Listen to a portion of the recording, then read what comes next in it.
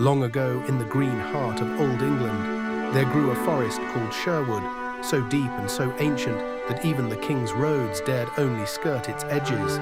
In those days, the land was ruled by a greedy sheriff who taxed the poor until their cupboards were bare and their lamps went dark. And all the gold in the shire flowed one way, up the hill to the castle, and it never came down again.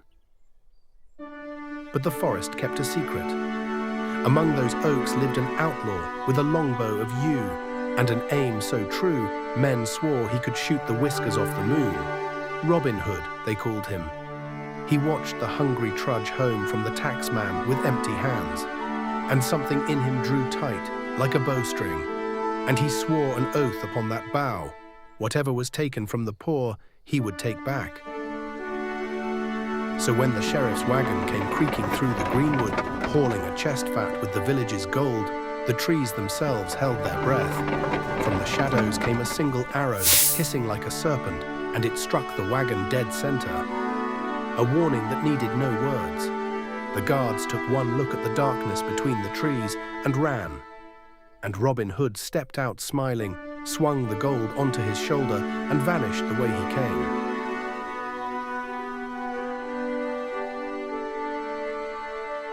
That very night, a miracle crept through the sleeping village. Coins appeared on doorsteps. Gold was pressed into the palms of widows and tucked beneath the pillows of hungry children. The people woke and laughed and wept and danced in their doorways. For everything the sheriff had taken had found its way home, every last piece of it, in the dark, without a sound.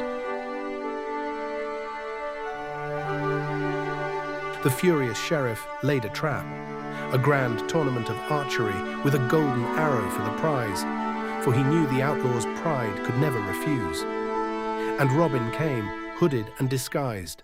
The finest archer in the land struck the very center of the target, and the crowd roared, for surely no man alive could better it.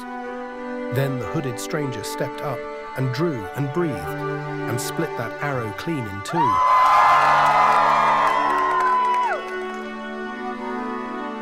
The soldiers lunged, but they might as well have grabbed at smoke. He was gone, into Sherwood, where every leaf hid him and every shadow was his friend. They hunted him for years, and they never caught him. And long after, whenever a poor family found a coin on their doorstep that no one could explain, they would look toward the forest and smile and whisper his name.